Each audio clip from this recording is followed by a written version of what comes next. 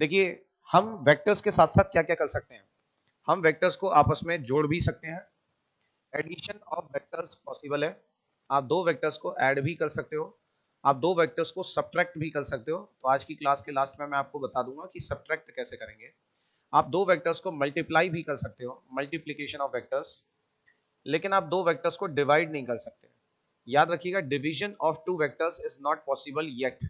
अभी तक ये पॉसिबल नहीं हो पाया। रीजन ये प्यारे बच्चों की साइंटिस्ट लोग अभी तक यही नहीं पता कर पाए कि किन्हीं भी दो डायरेक्शंस को डिवाइड कैसे किया जाता है, दो डायरेक्शंस को मल्टीप्लाई कैसे करते हैं, ये वो सीख चुके हैं, हमें भी सिखा चुके हैं। दो डायरेक्शंस को घटाया या ऐड कैसे किया जाएगा, ये बात भी वो बता चुके हैं। बट दो डायरेक्शंस को डिवाइड कैसे करना है, ये उन्हें नहीं पता चल पाया। वेक्टर्स के अंदर मैग्नीट्यूड के अलावा डायरेक्शंस भी होती है। तो अगर वेक्टर्स के डिवीजन की बात चल रही है, मतलब डायरेक्शन के डिवीजन की बात चल रही है। तो साइंटिस्ट लोग डिवीजन के बारे में चर्चा अभी नहीं कर पाए हैं। तो सिर्फ तीन ही ऑपरेशंस हैं जो हम कर सकते हैं वेक्टर्स के साथ।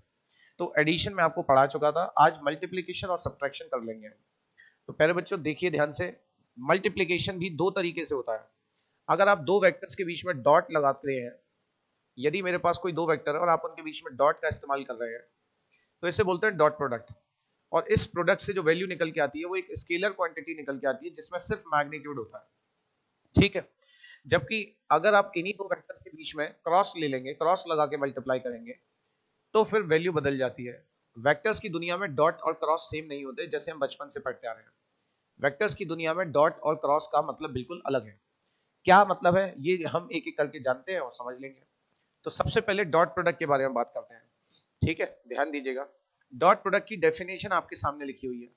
लिखिए the scalar product of two vectors, यानी कि डॉट प्रोडक्ट का एक नाम और हमें बता दिया गया है। क्या बता दिया गया है? डॉट प्रोडक्ट का एक नाम और बता दिया गया है, also known as scalar product. Dot product को ही और किस नाम से जानते हैं, तो आप कहेंगे also known as scalar product. हमें स्केलर प्रोडक्ट के नाम से भी याद रखना है इसका नाम। डॉट प्रोडक्ट का दूसरा नाम क्या है? स्केलर प्रोडक्ट है। क्यों है ये मैं आपको अभी समझा दूंगा। तो डॉट प्रोडक्ट का दूसरा नाम है स्केलर प्रोडक्ट। अब देखिए, डॉट प्रोडक्ट की डेफिनेशन दी हुई है यहाँ पर, बड़ी प्यारी सी डेफिनेशन है। दो वेक्टर्स का यदि आपको डॉट प्रोडक्ट निकालना है, ए और बी का, तो आप उन दोनों के मैग्नीट्यूड का मल्टीप्लाई ले लीजिए और उन दोनों के बीच में जो एंगल बन रहा हो उसका कॉस ले लीजिए। कॉस मतलब कोसाइन ले लीजिए। तो इस प्रकार आपको दो वेक्टर्स का डॉट प्रोडक्ट मिल जाएगा। कई किताबों में डॉट प्रोडक्ट की एक और डेफिनेशन आपको मिल जाएगी।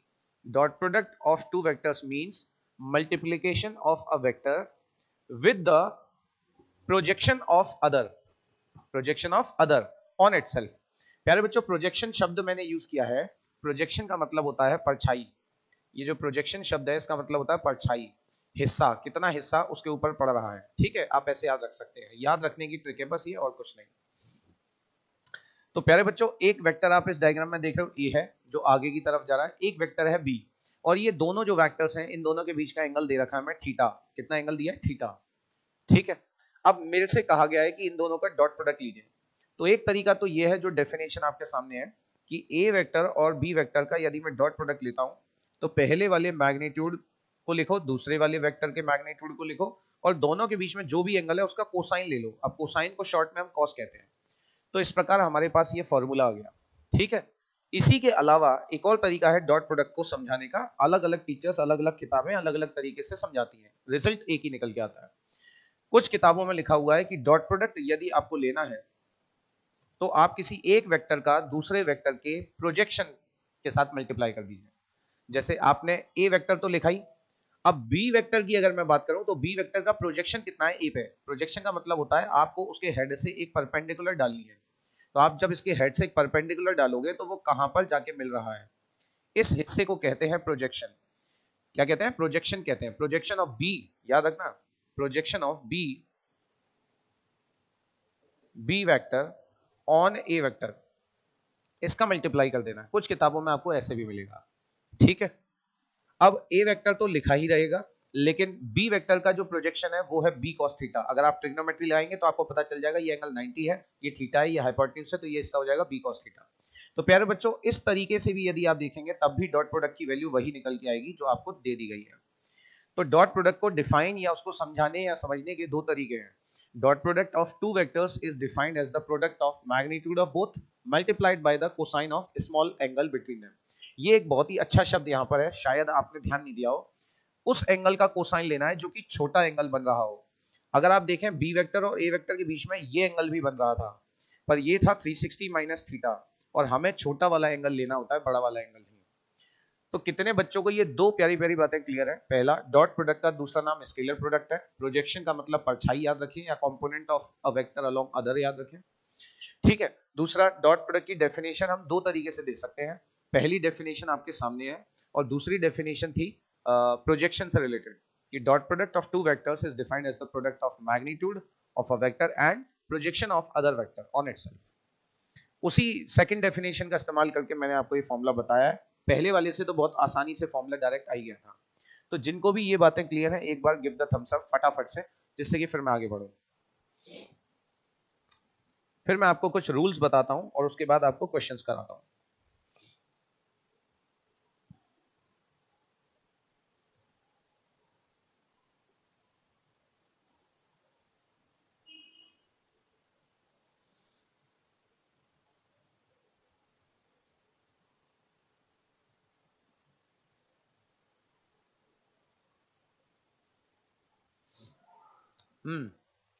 फटाफट से बताइए बेटा, क्लियर है? चलो तो फिर आगे बढ़ते हैं। रिस्पॉन्स मुझे लग रहा है लेट आ रहा है या आ ही नहीं रहा। ठीक है, आगे बढ़ते हैं। अब आप ध्यान से देखें, जो डॉट प्रोडक्ट अभी अभी हमने पढ़ा है, उसके ऊपर बहुत सारी प्रॉपर्टीज हैं जो आपको याद रखनी है। दो प्रॉपर्टीज मैं आपको डॉट प्रोडक्ट की बता देता हूँ। अच्छा, डॉट प्रोडक्ट को स्केलर प्रोडक्ट क्यों कहते हैं? क्योंकि अगर आप देखें तो ये भी एक मैग्नीट्यूड है, ये भी मैग्नीट्यूड है, और cos theta sine theta tan theta भी क्या होती है? मैग्नीट्यूड। इनमें डायरेक्शंस नहीं होते। तो ये पूरी की पूरी वैल्यू जो है वो एक स्केलर नेचर की क्वांटिटी आ गई, इसीलिए डॉट प्रोडक्ट को स्केलर प्रोडक्ट भी कहा जाता है। सिंपल सी बात है। ठीक है। अब कुछ रूल्स हैं वो आप समझ लीजिए, बड़े प्यारे से रूल्स हैं। रूल नंबर 1, पहला रूल ये है कि डॉट प्रोडक्ट ऑफ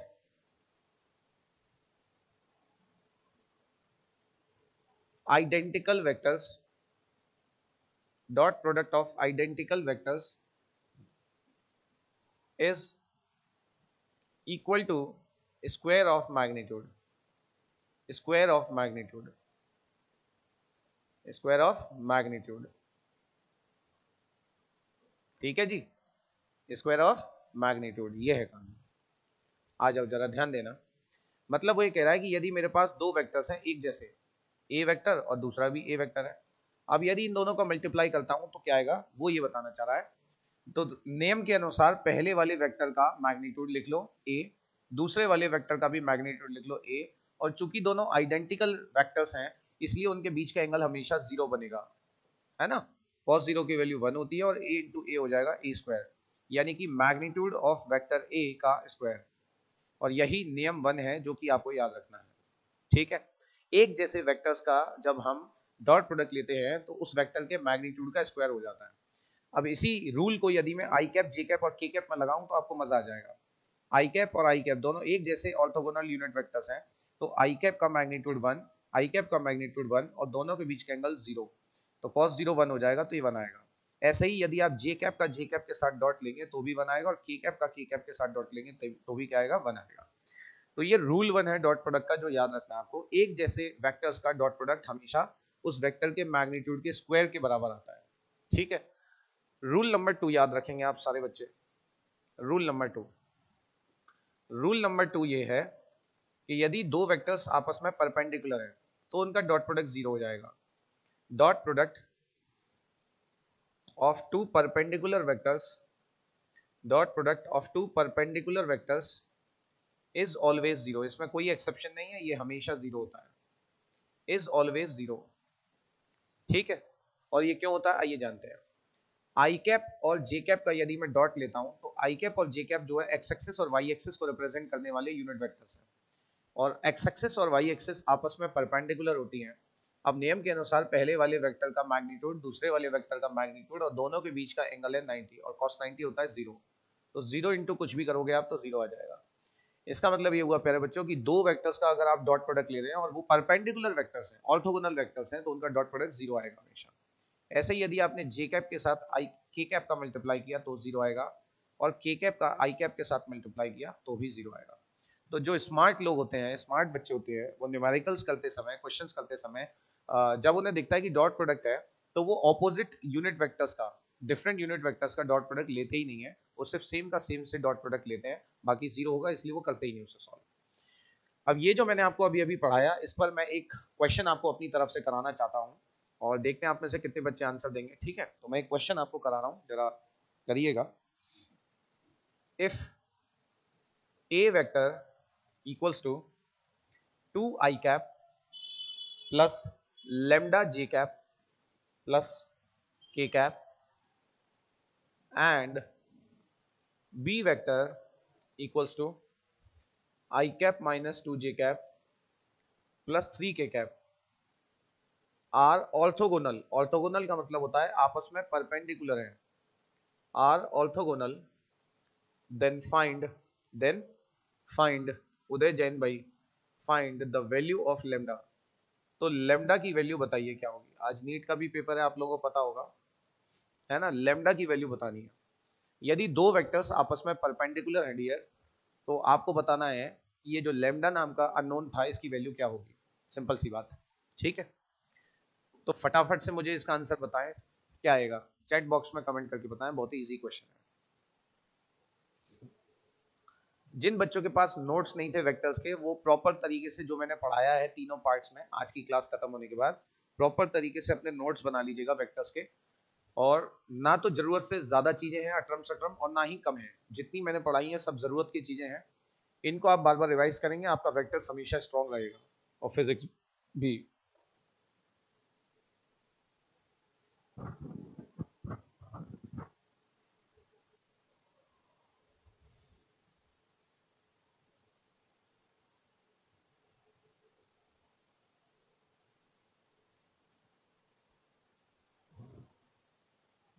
चलिए देखिएगा सारे बच्चे ध्यान से, अगर मैं इन दोनों को देखूं तो ये ऑर्थोगोनल वेक्टर्स हैं, और ऑर्थोगोनल का मतलब होता है परपेंडिकुलर, और दो परपेंडिकुलर वेक्टर्स का जो डॉट प्रोडक्ट होता है प्यारे बच्चों, वो होता है जीरो। ठीक है, अब पहले वाले वेक्टर को आप लिख लो 2i cap plus lambda J cap. मैं टाइम इसलिए देता हूं जिससे कि अगर कोई बच्चा सॉल्व करे, बाद में भी क्लास ले और वो सॉल्व करने की कोशिश करे, तो उसे टाइम मिले प्रॉपर, उसे वीडियो रोकने की जरूरत ना पड़े। ठीक है, I cap minus 2j cap plus 3k cap बराबर जीरो। अब चूंकि इन दोनों वेक्टर्स का डॉट प्रोडक्ट जीरो होगा, तो आइए देखते हैं कि लेमडा की वैल्यू क्या होगी। मैंने अभी ये बताया था कि सेम का सेम से डॉट प्रोडक्ट लोगे तो ही मजा आएगा, दूसरे से अगर आप करोगे मल्टीप्लाई तो आंसर ही जीरो आ जाएगा। तो प्यारे बच्चों 2 × 1 2, I cap dot I cap 1 हो जाएगा, lambda into -2 lambda, J dot J 1 हो जाएगा, के का के से मल्टीप्लाई करोगे तो 1 × 3 3, और के डॉट के 1 हो जाएगा।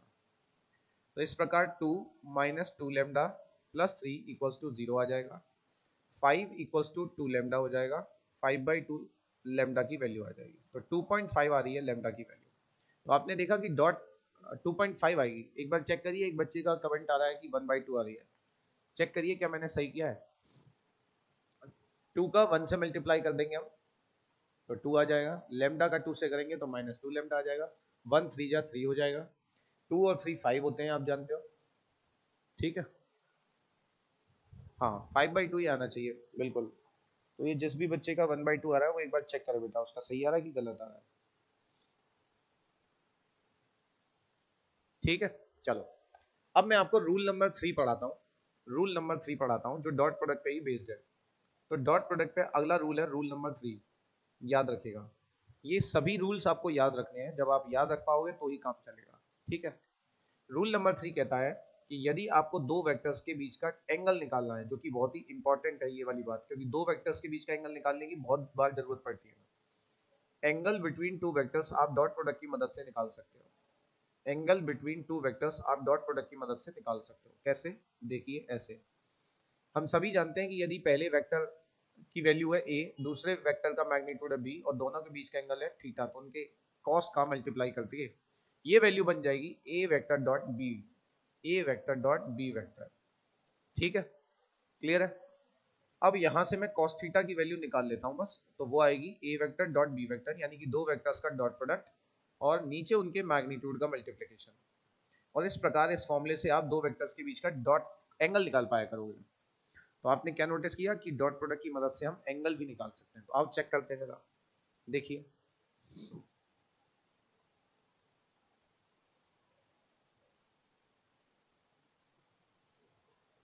देखो, ये एक AIPMT का क्वेश्चन है, all India pre medical test का क्वेश्चन है। कह रहा है इन दो वेक्टर्स के बीच का एंगल बताइए कितना होगा।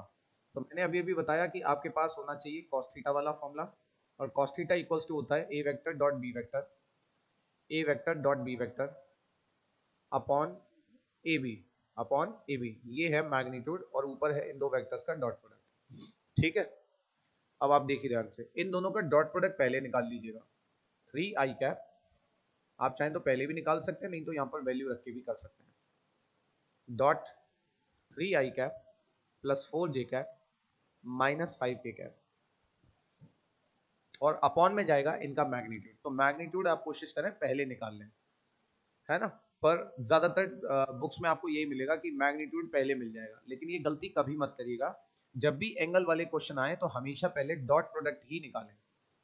ठीक है, कई बार क्या होता है ना, डॉट प्रोडक्ट जीरो ही निकल के आ जाता है, तो फिर आगे सॉल्व करने की जरूरत नहीं पड़ेगी कंपटीशन एग्जाम में बैठ के। सिंपल सी बात है।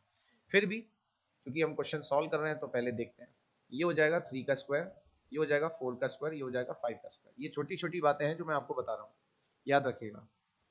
ठीक है, और आप बचपन से जो करते आ रहे हैं, जैसे 5 इंटू 3 किया था आपने तो 15 हो गया था, 5 इंटू 3 किया था आपने तो 15 हो गया था। अब बचपन से जो आप मैथ्स पढ़ रहे थे उसमें इंटू लगाओ या क्रॉस लगाओ कोई फर्क नहीं पड़ता, लेकिन वेक्टर्स में इंटू और क्रॉस की वैल्यू अलग अलग है, आप चेंज नहीं कर सकते।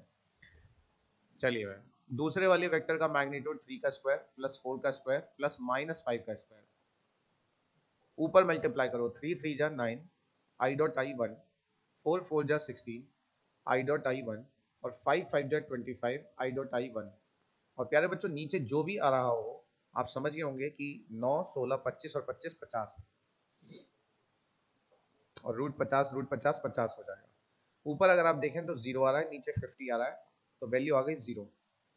ठीक है, और अगर वैल्यू ही जीरो आ गई तो आप सब जानते हो कॉस थीटा की वैल्यू जीरो कब होती है, जब थीटा की वैल्यू 90 डिग्री या पाई/2 रेडियन हो, यानी कि ये ए और बी वेक्टर्स आपस में परपेंडिकुलर थे या ऑर्थोगोनल थे। ठीक है, ये है। तो इस टाइप के क्वेश्चन बड़े आसान होते हैं, आपको डॉट प्रोडक्ट लेना होता है बस, और आपका काम हो जाएगा।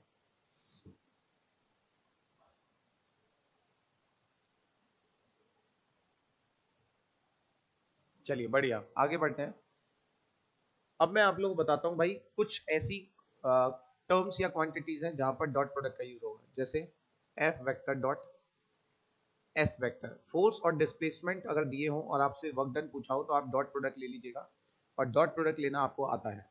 ठीक है साहब, उसके अलावा आपको याद रखना है और कहाँ का डॉट प्रोडक्ट की जरूरत पड़ती है। E vector dot A vector, electric field और एरिया वेक्टर के बीच का अगर आप डॉट लिखते हैं तो आपको मिल जाएगा इलेक्ट्रिक फ्लक्स, तो इलेक्ट्रिक फ्लक्स मिल जाएगा। अगर आप मैग्नेटिक फील्ड और एरिया वेक्टर के बीच का डॉट लेते हैं तो आपको मिल जाएगा magnetic flux.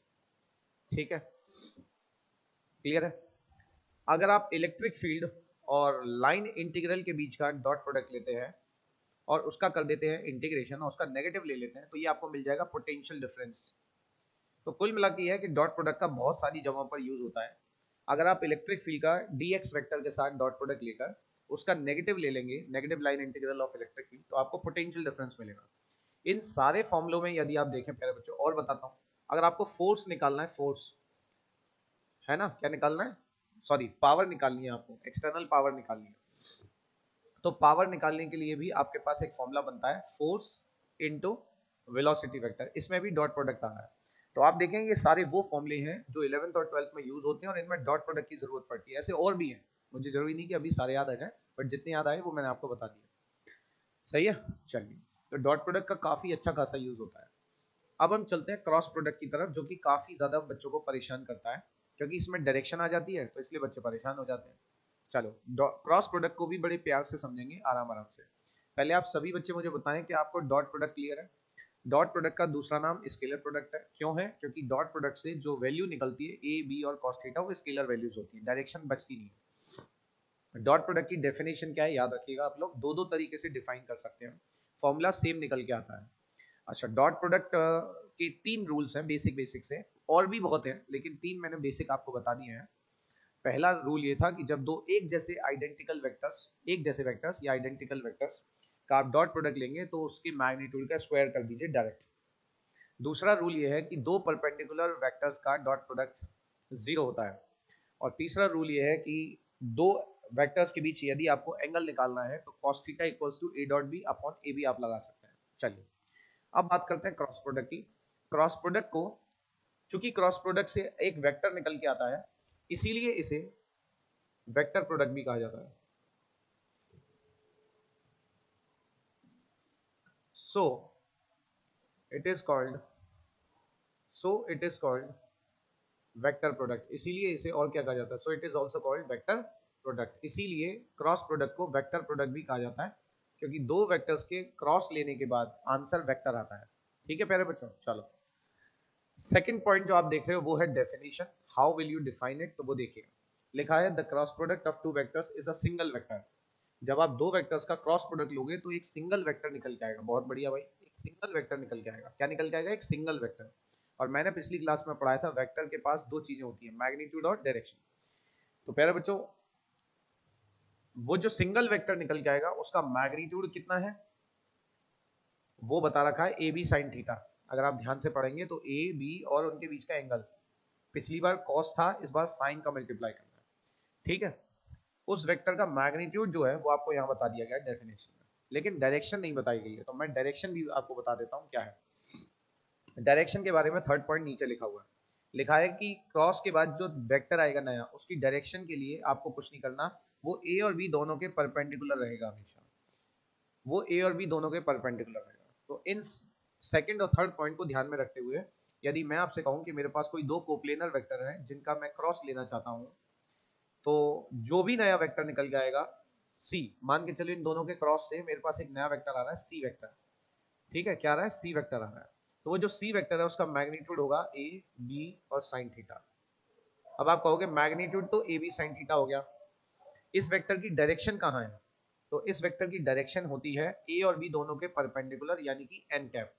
And what is N cap? Normal unit vector. तो याद रखें, जब भी आप दो वेक्टर्स का क्रॉस लेंगे तो उससे एक नया वेक्टर जन्म लेगा, और वो वेक्टर ए और बी अपने ही पेरेंट वेक्टर्स के परपेंडिकुलर रहेगा हमेशा। ठीक है, अब उदाहरण के लिए मैं आपको समझाता हूं। जैसे सपोज एक वेक्टर मेरे पास है ये, और एक वेक्टर है सपोज मेरे पास ये। ठीक है, ये सपोज बी वेक्टर है, ये ए वेक्टर है, और इन दोनों के बीच का एंगल है थीटा। अब मैंने इन दोनों का क्रॉस लिया, तो क्रॉस लेने के बाद जो नया वेक्टर पैदा होगा वो इन दोनों के ही परपेंडिकुलर आना चाहिए, ये मुझे कहा गया है। और उसी वेक्टर का नाम रख दिया सी। अगर आप ध्यान से देखें तो ये दोनों के परपेंडिकुलर है, ए वेक्टर के साथ भी ये परपेंडिकुलर है और बी वेक्टर के साथ भी ये परपेंडिकुलर है। ऐसे है। कितने बच्चों क्लियर हो गई ये बात? जिस प्लेन में ए और बी है, मान के चलिए ये ए और बी का प्लेन है, देखते चलना, ये ए और बी का प्लेन है, ये वाला, ये जो प्लेन है ये ए और बी का है। तो इस प्लेन के परपेंडिकुलर मान लो ये ए वेक्टर है इस प्लेन में, ठीक है, और सपोज ये दूसरा बी वेक्टर है, ये दो वेक्टर है और दोनों के बीच में कुछ एंगल है। अगर आप ध्यान से देखो तो ऐसे, ठीक है, ऐसे करके मान के चलो ये एक ए वेक्टर है और इसी प्लेन में ये दूसरा बी वेक्टर है, दोनों के बीच में एंगल थीटा है। तो इनका क्रॉस करने के बाद जो वेक्टर आएगा वो या तो इनके बाहर आएगा परपेंडिकुलर या अंदर जाएगा। अब बाहर आएगा या अंदर जाएगा ये कौन बताता है हमें? तो ये बताता है बेटा क्रॉस, सेंस ऑफ रोटेशन। मुझे ए क्रॉस बी लेना था, तो मैं ए से बी की तरफ घूम गया, ए से बी की तरफ घूम गया, और ये एंटी क्लॉकवाइज था। जब मैं ए से बी की क्रॉस के लिए एंटी क्लॉकवाइज घूमा, तो एंटी क्लॉकवाइज घूमने पे जो वेक्टर आएगा वो ऊपर की साइड आएगा। याद रखना, अपवर्ड्स, ऊपर की तरफ आएगा, बाहर की साइड भी कह सकते हो, आउटसाइड भी कह सकते हो।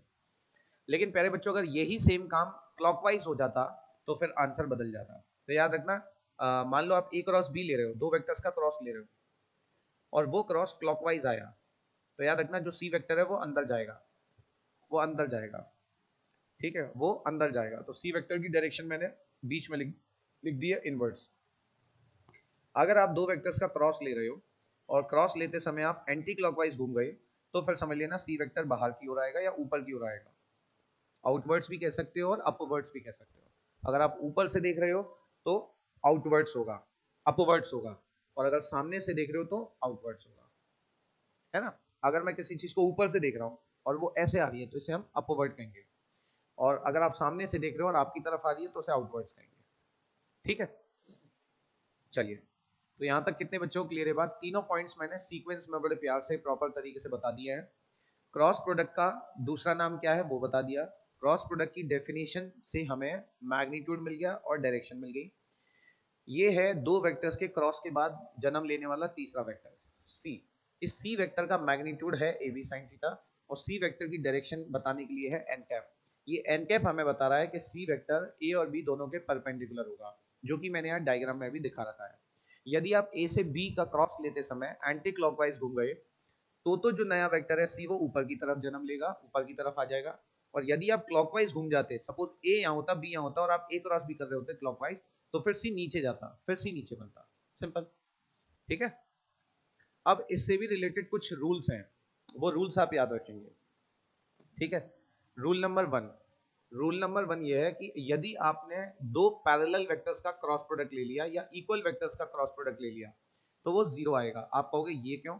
तो आप याद करो, पैरेलल वेक्टर्स की भी डायरेक्शन सेम होती थी और इक्वल वेक्टर्स की भी। पैरेलल वेक्टर्स और इक्वल वेक्टर्स के बीच का एंगल 0 डिग्री होता है। पैरेलल वेक्टर हो चाहे इक्वल वेक्टर्स हो, उनके बीच का एंगल 0 डिग्री बनेगा क्योंकि वो सेम में होंगे। क्लॉकवाइज और एंटी क्लॉकवाइज कैसे डिसाइड करेंगे? आपसे क्वेश्चन में ए क्रॉस बी कहा जा रहा है, तो आप देखो ए कहाँ है बी कहाँ है। मुझसे कहा गया था ए क्रॉस बी लो, तो मैंने देखा ए आए बी आए, तो मैं ए से बी की तरफ घूम गया ना, ए से बी की तरफ घूम गया। और जब मैं घूमा तो मुझे पता चल गया ये एंटी क्लॉकवाइज सेंस आ रहा है, इसलिए वेक्टर ऊपर जाएगा। मान के चलो मुझसे ए क्रॉस बी कहा जाता और मैं ए ऐसे होता, मैं यहाँ पर होता, ए वेक्टर यहाँ होता और बी वेक्टर सपोज यहाँ होता, ठीक है। और मुझसे ए क्रॉस बी कहा जा रहा है, तो ऑब्वियस सी बात है कि अब मैं ए से बी की तरफ घूमता और जब हम एक वेक्टर से दूसरे वेक्टर की तरफ घूमते, ठीक है। अब बताओ ये कौन सा सेंस आ रहा है? क्लॉकवाइज सेंस आ रहा है।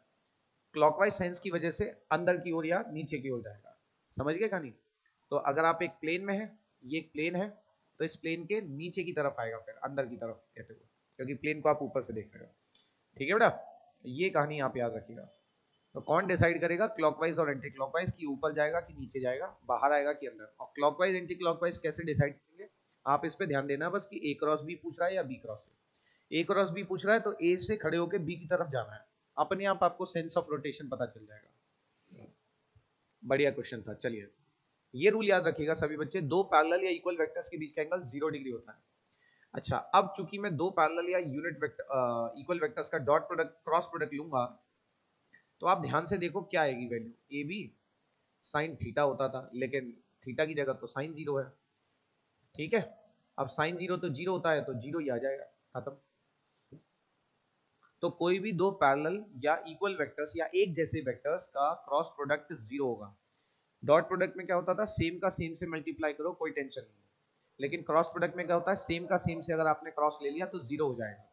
इसी बात का फायदा उठाते हुए मैंने आपको ये सिखा देना है, आई क्रॉस आई करोगे तो 0 आ जाएगा, क्योंकि आई और आई सेम वेक्टर्स हैं, दोनों एक्स एक्सिस में जा रहे हैं, दोनों के बीच का एंगल है 0 डिग्री। ऐसे ही जे क्रॉस जे अगर मैं आपसे पूछूं प्यारे बच्चों तो वो हो जाएगा 0। और ऐसे ही के क्रॉस के अगर मैं करता हूं तो वो भी हो जाएगा 0। तो प्यारे बच्चों, ये कितने बच्चों को क्लियर है रूल नंबर 1? क्रॉस प्रोडक्ट का रूल नंबर 1 क्लियर है कि नहीं? एक बार जरा बता दीजिए फटाफट से। यानी कि अगर आपको क्रॉस लेना है तो सेम का सेम से कभी मत करिए, क्योंकि वो 0 आ जाता है।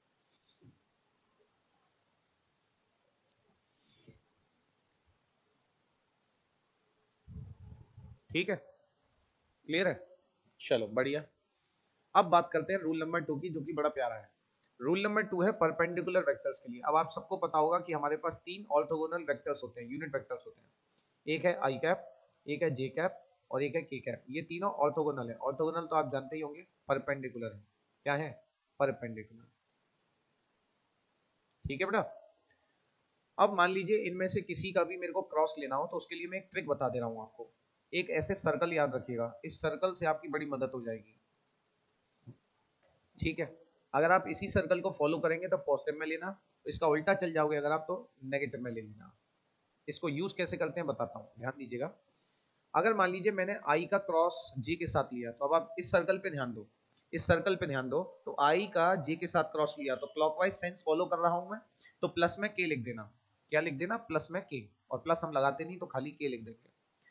लेकिन अगर मैं उल्टा कर दूं, जे से आई की तरफ जाऊं, अब मैं क्लॉकवाइज की वजह एंटी क्लॉकवाइज जा रहा हूं, इस गोले के अपोजिट जा रहा हूं। तो जब मैं जे क्रॉस आई करने की कोशिश करूंगा, तो चूंकि मैं उल्टा जा रहा हूं तो एक नेगेटिव साइन लूंगा और तीसरे वाले यूनिट वेक्टर को लिख लूंगा। तो जब भी दो ऑर्थोगोनल यूनिट वेक्टर का क्रॉस लेते हो तो तीसरा आ जाएगा, बस प्लस होगा कि माइनस ये सर्कल बता देगा। ठीक है, तो इसी प्रकार जरा मैं आपसे पूछूंगा, मुझे बताइएगा क्या आएगा। जे क्रॉस के बताओ क्या आएगा, और के क्रॉस जे बताओ क्या आएगा, बताइए फटाफट से, चलिए।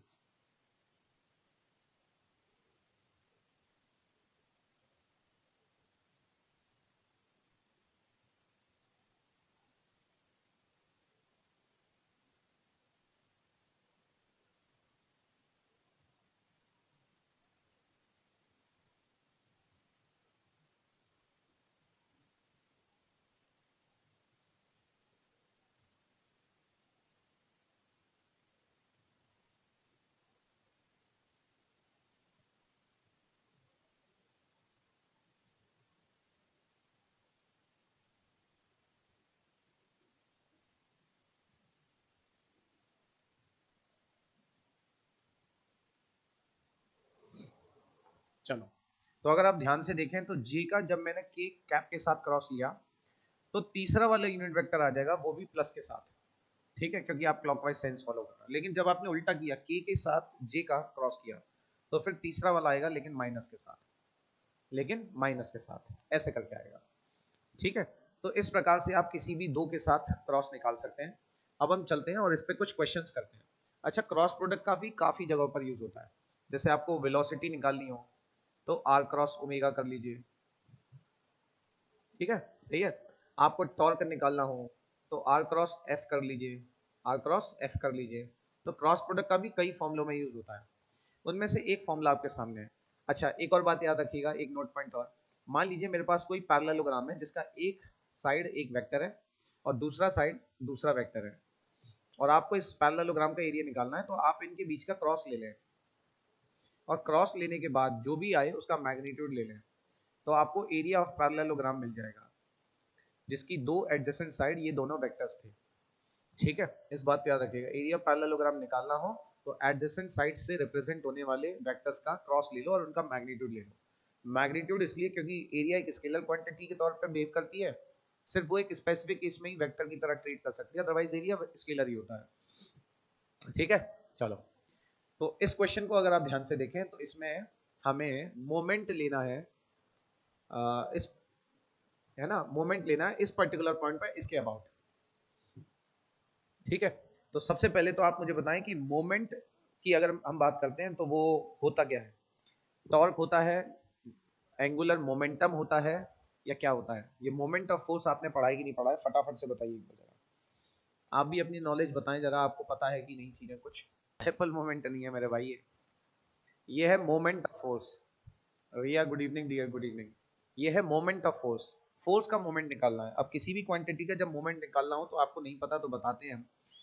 किसी भी क्वांटिटी का यदि मोमेंट निकालना होता है तो उस क्वांटिटी का परपेंडिकुलर डिस्टेंस से मल्टीप्लाई करते हैं। किसी भी क्वांटिटी x का मोमेंट निकालना है तो उस क्वांटिटी के साथ परपेंडिकुलर डिस्टेंस का मल्टीप्लाई कर देंगे।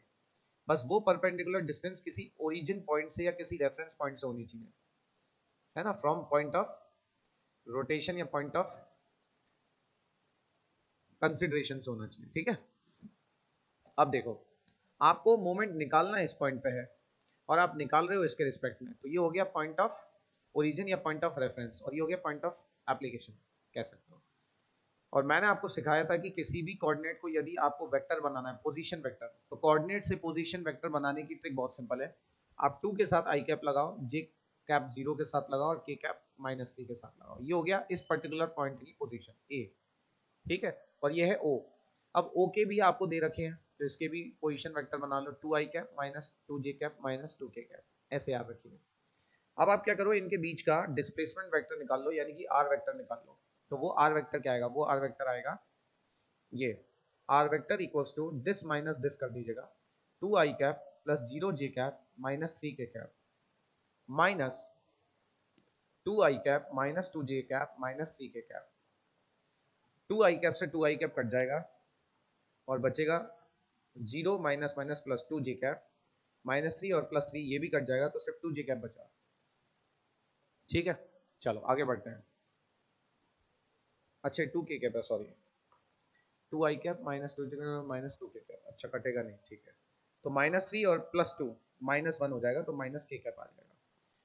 अब हमें मोमेंट लेना है फोर्स का, तो मैंने आपको बताया था मोमेंट ऑफ फोर्स अगर लेना है तो कुल मिला के आपको टॉर्क निकालना है, एक तरीके से आप ऐसे कह सकते हो। तो उसके लिए आपको r क्रॉस f करना पड़ेगा, ठीक है। तो r कैप, तो आपने r वेक्टर तो निकाल लिया, आपने r वेक्टर तो निकाल लिया। f वेक्टर आपको दे रखा था 4i cap plus 5j cap minus 6k cap. अब देखो i कैप तो है नहीं तो वो 0 हो जाएगा, j का j से मल्टीप्लाई करोगे 10 आ जाएगा, और माइनस माइनस प्लस का 6 हो जाएगा, तो आंसर आएगा 16। पर ये मैंने गलती कर दी, ये डॉट ले लिया है। अब इनका क्रॉस कैसे लेंगे, सॉरी मैं डॉट ले गया, सॉरी सॉरी। अब इनका क्रॉस कैसे लेंगे, तो इसको करने के हमारे पास तरीके हैं। आप इस तरीके को लगा सकते हैं, इसे कहते हैं डिटर्मिनेंट मेथड। सबसे पहले आप आई कैप, जे कैप और के कैप लिखेंगे। पहले जो वेक्टर आता है उसी की आपको वैल्यूज लिखनी है। यहाँ आई है नहीं तो 0 लिख देना, फिर 2 लिख देना, -1 लिख देना। फोर्स की वैल्यूज दे रखी है 4, 5 और -6। अब आप इसे सॉल्व कर लेना। पहले आई कैप लिख लो, डब्बा भरो, माइनस जे कैप डब्बा भरो, प्लस के कैप डब्बा भरो। आई कैप वाले कॉलम और रो को हटा दें, तो 2 इंटू -6 -12, फिर ये फॉर्मूले का माइनस, 5 इंटू -1 -5, तो प्लस का 5 हो जाएगा। फिर जे कैप को हटा दें तो 0 इंटू को 0, और 4 इंटू -1 -4 और प्लस हो जाएगा क्योंकि बीच में माइनस का साइन आता है। के कैप की कॉलम और रो हटा देंगे तो 0 इंटू 5 0, और 4 2 जा 8 हो जाएगा। तो आंसर आएगा प्यारे बच्चों माइनस प्लस -7 आई कैप, -4 जे कैप, -8 के कैप। चेक करिए कौन सा है, -7 आई कैप, -4 जे कैप, -8 के कैप। तो D option is the correct answer. एक बार चेक कर लीजिएगा आप लोग, यही आ रहा है कि नहीं, ठीक है। तो जब भी आपको दो वेक्टर्स का क्रॉस लेना है तो मेरी तरह गलती मत कर दीजिएगा कि डॉट ले लो जल्दी जल्दी में, बच्चे करते हैं यही गलती। आप डिटर्मिनेंट मेथड का इस्तेमाल करिएगा और बड़ी आसानी से आप इसको कर सकते हैं। सबसे पहली रो में आई कैप, जे कैप, के कैप लिखो, फिर जो पहले वेक्टर लिखा है उसकी कोफिशिएंट्स लिखो। यहाँ पर आई कैप नहीं था तो मैंने 0 लिख दिया, जे कैप का कोफिशिएंट 2 था और इसका -2 था, बाकी लिखा और सॉल्व किया। चलिए ठीक है। अच्छा, इस क्वेश्चन का आंसर बताइए जरा एक बार, अगर आप बता सके तो। पढ़े सारे बच्चे, पढ़ें। कह रहा है ए वेक्टर और बी वेक्टर कोई दो वेक्टर है, उनके बीच का एंगल है थीटा। तो ये कोई वेक्टर है ए, ये कोई वेक्टर है ए, और ये कोई वेक्टर है बी, ठीक है। और इन दोनों वेक्टर्स के बीच का एंगल दिया हुआ है हमें थीटा, ये दिया है बच्चों। आपसे कह रहा है कि एक ट्रिपल प्रोडक्ट है। ट्रिपल प्रोडक्ट का मतलब होता है जिसमें तीन वेक्टर्स एक साथ शामिल हो। हमने दो दो के प्रोडक्ट पढ़े हैं, तो इस ट्रिपल प्रोडक्ट की वैल्यू क्या होगी। अब आप सबको पता है, मैंने पिछली क्लास में बताया था, कई किताबों में वेक्टर्स के ऊपर एरो का साइन नहीं बनाते, उन्हें बोल्ड कर देते, उन्हें डार्क कर देते हैं। तो अगर आप ध्यान से देखो तो ये बी क्रॉस ए जो आप देख रहे हो, ये क्रॉस प्रोडक्ट है दो वेक्टर्स का। और हम सबको पता है कि बी क्रॉस ए करूंगा तो एक नया वेक्टर जन्म ले लेगा। मेरी इस बात से कितने बच्चे सहमत है कि बी क्रॉस ए करने पे एक नया वेक्टर जन्म ले लेगा जो होगा सी। कुछ भी मान लो, मैं सी मानता हूँ, मेरे को आदत है। अब ये सी वेक्टर बी के भी परपेंडिकुलर होगा और ए के भी। इस सी वेक्टर की क्या खासियत है वो आप यहाँ लिख लेंगे। आप बोलोगे it is perpendicular to both, it is perpendicular to both A vector and B vector, इन दोनों के परपेंडिकुलर होगा वो इंडिविजुअली, सही है। अब मुझे बताओ कि फिर बी क्रॉस ए की जगह क्या लिख सकता हूँ। मुझसे तो इसकी वैल्यू पूछी है। हम सब जानते हैं कि बी क्रॉस ए की जगह मैं सी लिख सकता हूँ, कोई नया वेक्टर। और सी वेक्टर और ए वेक्टर के बीच का एंगल है 90 डिग्री, और दो परपेंडिकुलर वेक्टर्स का डॉट प्रोडक्ट आता है 0, ठीक है। मैं फिर रिपीट कर देता हूँ, ए सी कॉस। अब इन दोनों के बीच का एंगल 90 है। सी वेक्टर ए और बी दोनों के परपेंडिकुलर है। बी क्रॉस ए करना था तो इसलिए मैं एंटी क्लॉकवाइज घुमाऊं तो ऊपर जाएगा सी वेक्टर, लेकिन ये सी वेक्टर ए और बी दोनों के परपेंडिकुलर होगा, तो ए सी कॉस 90 आ जाएगा, और कॉस 90 की वैसे वैल्यू 0 हो जाएगी। तो प्यारे बच्चों इसका आंसर है 0। क्या है आंसर? 0। ये ट्रिपल प्रोडक्ट 0 आएगा, सही है। कोई दिक्कत?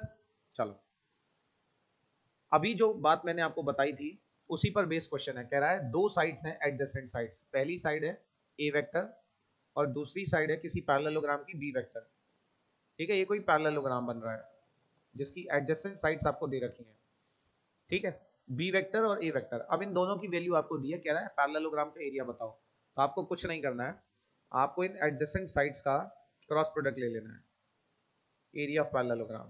क्रॉस प्रोडक्ट लेने के बाद इनका मैग्नीट्यूड ले लीजिएगा तो आपके पास एरिया आ जाएगा। ठीक है, चलो उसके बाद बात करते हैं, एक यूनिट वेक्टर बताओ जो इन दोनों वेक्टर्स के परपेंडिकुलर है। तो प्यारे बच्चों, 2i कैप और 2j कैप और k कैप, ये आप पहला वेक्टर मान लो, और दूसरा वेक्टर मान लीजिए, ये बहुत अच्छा क्वेश्चन है ये वाला, और दूसरा वेक्टर आप मान लीजिए 6i cap minus 3j cap plus 2k cap. अब हम सब जानते हैं कि यदि मैं इन दोनों वेक्टर्स का क्रॉस ले लूं तो क्रॉस लेने के बाद एक नया वेक्टर जन्म ले लेगा। तो क्रॉस कैसे लेते हैं दो वेक्टर्स का, आप सबको पता है, डिटर्मिनेंट मेथड लगाइएगा। पहले आप लिखेंगे सबसे पहले आई कैप, जे कैप और के कैप, फिर 2 2 -1 6 -3 और 2। इसको सॉल्व करके सपोज एक वैल्यू आ गई, वो आपका सी वेक्टर आ गया। अब मुझे बताएं कि क्या सी वेक्टर ए और बी दोनों के परपेंडिकुलर होगा? हाँ। पर क्या सी वेक्टर कोई यूनिट वेक्टर है? नहीं।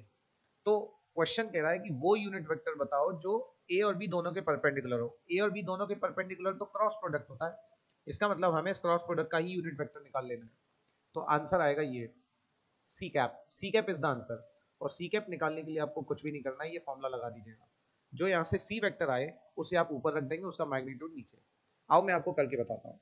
पहले आप आई कैप लिखेंगे, फिर 2 2 जा 4 और -3 हो जाएगा, फिर माइनस जे कैप लगा के जे कैप की कॉलम और रो हटा देंगे, 2 2 जा 4 और प्लस का 6 हो जाएगा।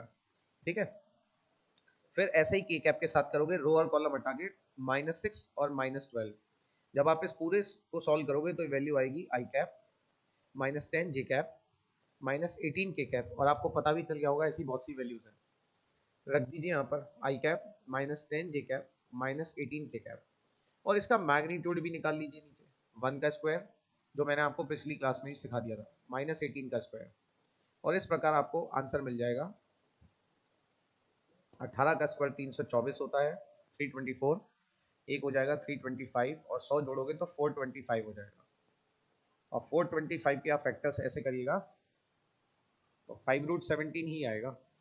तो सी ऑप्शन आएगा जहाँ तक अंदाजा, क्योंकि हमारा माइनस ही तो आ रहा है। ठीक है, सी ऑप्शन आ जाएगा। ये बहुत ही फेमस और अच्छा क्वेश्चन है। उसने मुझसे पूछा था एक ऐसा यूनिट वेक्टर बताओ जो इस और इस वेक्टर के परपेंडिकुलर हो। अब हम जानते हैं ये क्रॉस प्रोडक्ट पर बेस्ड है, ये वो क्वेश्चन है जिसमें यूनिट वेक्टर और क्रॉस प्रोडक्ट दोनों का कंसेप्ट लगेगा।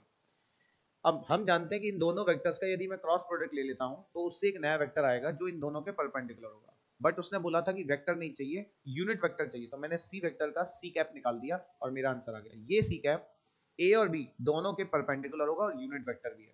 आप इसका मैग्नीट्यूड निकालोगे तो 1 आएगा। ठीक है, तो आज मैंने आपको डॉट प्रोडक्ट और क्रॉस प्रोडक्ट पढ़ा दिया। हो सकता है कि नेक्स्ट संडे को इस वेक्टर्स का पार्ट 4 आए जिसमें मैं सब्ट्रैक्शन पढ़ाऊँ आपको, और कुछ ऐसे क्वेश्चन जो हमारे अभी रह गए हैं नीट के या मेंस के PYQs, वो मैं आपको करा दूंगा। तब तक के लिए नमस्कार।